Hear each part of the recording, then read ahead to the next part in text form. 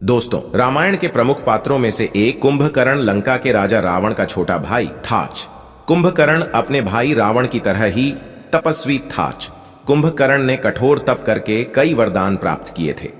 एक वरदान की वजह से ही कुंभकर्ण 6 महीने सोता था और 6 महीने ही जागता था। लेकिन बहुत कम लोग जानते हैं कि कुंभकर्ण को 6 महीने सोने का वरदान किस वजह से मिला था। ऐसे में आज के इस वीडियो में हम इसी रहस्य से पर्दा उठाने वाले हैं कि आखिर किस कारण उसे 6 महीने तक सोने का श्राप मिला। साथ ही यह भी बताएंगे कि उसने अपने भाई रावण को युद्ध रोकने और भगवान श्री राम से माफी मांगने को क्यों बोला था। चलिए जानते हैं रावण के भाई कुंभकर्ण की वह कहानी जो उसे ज्ञानी और धर्म के मार्ग पर चलने वाला राक्षस बताती है। दोस्तों, कुंभकर्ण की कहानी जानने से पहले जानते हैं कि आखिर कौन था कुंभकर्ण। दरअसल कुंभकर्ण रावण का छोटा भाई था। रावण के 2 भाई थे, विभीषण और कुंभकर्ण। कुंभकर्ण की माता का नाम कैकसी था जो राक्षस कुल से थी, वहीं उसके पिता वृषरवा ब्राह्मण कुल से थे। यही कारण था कि रावण और उसके दोनों भाई इन तीनों में ही राक्षस कुल के होने के बावजूद ब्राह्मण के भी गुण थे। जैसा कि हम जानते हैं कि रावण राक्षस होने के साथ साथ बहुत बड़ा ज्ञानी और शिव भक्त भी था। लेकिन आपको बता दें कि कुंभकर्ण भी काफी ज्ञानी और बहादुर था। हालांकि इन दोनों भाइयों में राक्षस के गुण थे क्योंकि यह दोनों अपनी माता के साथ काफी समय बिताया करते थे। लेकिन विभीषण ने अपने पिता के साथ ज्यादा समय बिताया था, जिसके कारण से उसमें राक्षस का गुण बिल्कुल भी नहीं था। और यही कारण था कि वह भगवान राम के बहुत ही बड़े भक्त थे। ग्रंथों में ऐसा जिक्र मिलता है कि पहली पत्नी के पुत्रों का नाम कुंभ और निकुंभ था। ये दोनों बहुत बड़े राक्षस थे। निकुंभ के बारे में बताया गया है कि वो भी काफी शक्तिशाली था। दूसरी पत्नी के बेटे का नाम था भीमासुर। माना जाता है कि वो भी बहुत शक्तिशाली था। उसने अपने पिता की मृत्यु की बदला लेने के लिए देवताओं से युद्ध भी किया था। हालांकि बाद में भगवान शिव से उसका मुकाबला हुआ और शिव ने उसे भस्म कर दिया। भगवान शिव ने उसे जहां भस्म किया था वहीं शंकर भगवान का प्रसिद्ध मंदिर भीमा शंकर है। तीसरी पत्नी से हुए पुत्र का नाम मूलकासुर था। इसके बारे में धार्मिक ग्रंथों में ज्यादा कुछ जिक्र नहीं मिलता है। कुंभकर्ण के पिता आर्षि विश्रवा विद्वान थे। उन्होंने कुंभकर्ण को शिक्षा दी थी, इसलिए उसे तमाम वेदों और धर्म अधर्म की जानकारी थी। वह भूत और भविष्य का झांता था। तो दोस्तों, अब हम आपको बताते हैं कुंभकर्ण को दिए गए श्राप की कहानी। लेकिन उससे पहले इसी तरह की और रहस्यमयी जानकारी प्राप्त करने के लिए हमारे चैनल ट्रू हिस्ट्री को आज ही सब्सक्राइब करें और बेल आइकॉन को प्रेस करें। दरअसल कुंभकर्ण बहुत ही विशालकाय शरीर वाला बुद्धिमान और ताकतवर राक्षस था। उसकी ताकत के सामने तो भगवान इंद्र भी डरते थे। कुंभकर्ण को हमेशा से ही खाने का बहुत शौक था। विशालकाय शरीर होने के कारण वह एक बार में ही हजारों लाखों लोगों का खाना खा जाया करता था। उसकी सेना और राज्य के दास खाना इकट्ठा करते करते थक जाते थे। लेकिन कुंभकर्ण की भूख समाप्त नहीं होती थी। एक दिन कुंभकर्ण ने सोचा कि यदि भगवान ब्रह्मा की तपस्या करी जाए और उनसे वरदान में स्वर्ग का सिंहासन मांग ले तो जीवन भर उसे पेट भर के खाना खाने को मिलेगा। यह सोचकर कुंभकर्ण और उसके दोनों भाई रावण और विभीषण ने उसके साथ तपस्या करना शुरू कर दिया। वह भगवान ब्रह्मा का नाम जपते हुए लंबे समय तक तपस्या करते रहे। इधर भगवान इंद्र को भी डर था कि कहीं भगवान ब्रह्मा इसे प्रसन्न होकर वरदान मांगने को न कहें, और यदि उन्होंने ऐसा किया तो निश्चित ही कुंभकर्ण स्वर्ग का सिंहासन मांग लेगा।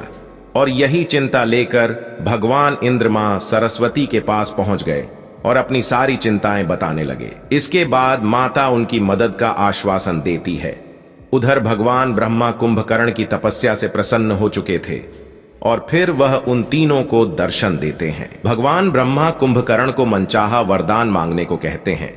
कुंभकर्ण वरदान के रूप में इंद्रासन मांगने ही वाला था कि माता सरस्वती उसकी जीभ पर आकर विराजमान हो गई और इंद्रासन की बजाय निद्रासन बुलवा दिया। जब तक रावण और कुंभकर्ण यह समझ पाते तब तक भगवान ब्रह्मा तथास्तु बोल चुके थे। इसके बाद जब कुंभकर्ण और रावण को इस बात का एहसास होता है तो वह भगवान ब्रह्मा को वरदान वापस लेने के लिए विनती करते हैं। लेकिन भगवान ब्रह्मा कहते हैं कि एक बार दे दिया वरदान वापस नहीं लिया जा सकता। इधर कुंभकर्ण को भी अपनी गलती का एहसास हो गया था। वह भगवान ब्रह्मा के सामने रोने और गिड़गिड़ाने लगता है। तब भगवान ब्रह्मा कहते हैं कि मैं वरदान तो वापस नहीं ले सकता हूं, लेकिन इस वरदान के प्रभाव को कम जरूर कर सकता हूं। हमेशा निद्रा में रहने के बजाय अब तुम 6 महीने जागोगे और 6 महीने निद्रा में रहोगे। जिसके बाद से कुंभकर्ण 6 महीने तक नींद में रहता था और 6 महीने जागने के दौरान पेट भर के खाना खाता था। लेकिन इस 6 महीने के दौरान वह इतना खाना खा जाता था और खाना न मिलने की सूरत में वह और भी ज्यादा गुस्सा हो जाता था, जिसके बाद वह अपने सामने आने वाली हर चीज को खाना शुरू कर देता था। रावण भी इस बात से बहुत परेशान था और उससे अपने भाई की यह हालत देखी नहीं जा रही थी। जिसके बाद रावण ने एक बार फिर से ब्रह्मा जी की तपस्या करी और जब प्रसन्न होकर ब्रह्मा जी उसके सामने आते हैं तो रावण ब्रह्मा जी से कुंभकर्ण के 6 महीने जागने के वरदान को बदलने के लिए कहता है। जिसके बाद ब्रह्मा जी वरदान को बदल देते हैं और इस बार कुंभकर्ण के लगातार 6 महीने सोते रहने और एक दिन जागने का वरदान देते हैं, जिससे कुंभकर्ण का सारा जीवन सोते हुए ही बीतता है। 6 महीने तक निरंतर सोने के बाद वह केवल एक दिन के लिए जागता था। दोस्तों, जैसा कि हम जानते हैं कि कुंभकर्ण का जिक्र रामायण में तब होता है जब माता सीता का अपहरण कर लेने के बाद भगवान राम और उनकी वानर सेना के साथ रावण का युद्ध होता है। रावण की विशालकाय सेना जब भगवान राम की सेना के सामने हारने लगती है, तब अंत में रावण अपने भाई कुंभकर्ण की मदद लेने की सोचता है। लेकिन उस समय कुंभकर्ण अपनी निद्रा अवस्था में होता है और इतने विशालकाय भाई को गहरी नींद से उठाना बहुत ही कठिन काम था। फिर भी उसने अपनी लगभग आधी सेना को कुंभकर्ण को उठाने के लिए भेजा। उधर कुंभकर्ण गहरी नींद में सोया हुआ था। पूरी सेना उसे जगाने की बहुत कोशिश करती है। कुछ लोग सीढ़ी के जरिए उसके पेट पर चढ़कर छल उछल कर उसे जगाने की कोशिश करते हैं, लेकिन जब लाख कोशिश करने के बाद भी कुंभकर्ण नहीं उठता, तब सेना के मन में ख्याल आता है कि क्यों ना इसे स्वादिष्ट भोजन परोसा जाए, क्योंकि कुंभकर्ण खाने का बहुत शौकीन था और शायद वह भोजन की सुगंध से उठ जाए। सभी सेनाओं ने विशाल मात्रा में विभिन्न प्रकार के स्वादिष्ट भोजन को जुटाया और भोजन की स्वादिष्ट सुगंध जब कुंभकर्ण की नाक में गई तो वह अपने आप ही उठ गया। जिसके बाद उसने भरपेट खाना खाया और खाना खाने के बाद वह सीधा अपने भाई रावण के पास गया। जब कुंभकर्ण रावण से मिला तो उसे रावण के द्वारा पूरी घटना का ज्ञान हुआ। रावण ने उसे बताया कि किस प्रकार उसने माता सीता का हरण कर लिया है, जिसके बाद श्री राम ने वानर सेना के साथ लंका पर चढ़ाई कर दी है और किस तरह इस युद्ध में रावण के कई योद्धा और भाई बंधु मारे जा चुके हैं। इसीलिए उसे समय से पहले श्री राम की सेना के साथ युद्ध करने के लिए जगाया गया है। दोस्तों, उस वक्त कुंभकर्ण को यह आभास हो गया था कि श्री राम कोई और नहीं बल्कि नारायण का अवतार हैं और माता सीता स्वयं मां लक्ष्मी का। उसने भूतकाल में घटित हुई कुछ घटनाओं का उदाहरण देकर रावण को समझाने का प्रयास किया कि वह माता सीता को लौटा दे तथा भगवान श्री राम की शरण में चला जाए।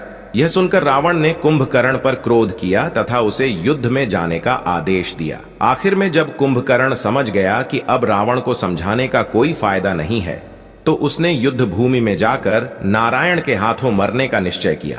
जब कुंभकर्ण अपना विशाल शरीर लेकर युद्ध में पहुंचा, यह देखकर कुंभकर्ण का छोटा भाई विभीषण उसे वार्तालाप करने आया।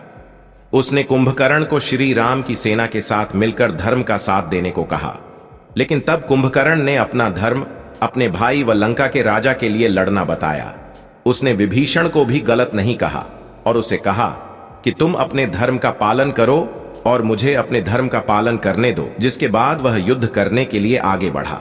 वह वानरों को अपने पैरों तले कुचलता हुआ आगे बढ़ता जा रहा था और उन्हें चबाकर खा रहा था।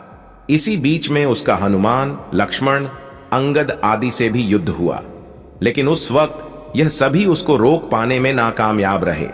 जब वानर नरेश महाराज सुग्रीव उससे युद्ध करने आए तो वह बहुत प्रसन्न हो गया। उसकी योजना थी कि यदि वह सुग्रीव को ही बंदी बनाकर रावण के सामने ले जाएगा तो उससे राम सेना का साहस टूट जाएगा। वह अपने राजा को बंदी बना देखकर निराश हो जाएंगे। उसने ठीक ऐसा ही किया तो पीछे से स्वयं भगवान श्री राम ने उसे चुनौती दे दी। कुंभकर्ण को पता चल गया था कि उसके सामने स्वयं नारायण आ चुके हैं और उसका अंत अब निश्चित है। लेकिन नारायण के हाथों मृत्यु होने से वह बेफिक्र था। उसने श्री राम के साथ भीष्म युद्ध किया तथा अंत में भगवान श्री राम ने इंद्रास्त्र चलाकर कुंभकर्ण की दोनों भुजाएं काट दी।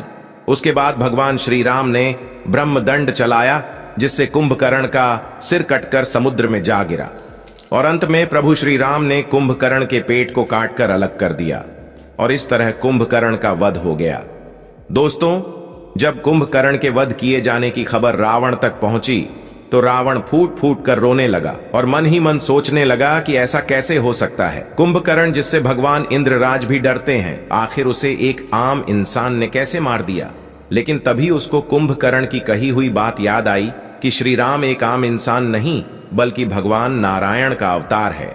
उम्मीद करते हैं कुंभकर्ण पर हमारी आज की यह पेशकश आपको पसंद आई होगी। यदि यह वीडियो पसंद आई हो तो इसे एक लाइक करके अपने दोस्तों और रिश्तेदारों में ज्यादा से ज्यादा शेयर कर दें। कमेंट बॉक्स में जय श्री राम लिखना बिल्कुल भी ना भूलें। आगे भी ऐसे वीडियो देखते रहने के लिए चैनल को सब्सक्राइब कर लें। जल्द मुलाकात होगी अगली वीडियो में, तब तक के लिए आप सभी का धन्यवाद।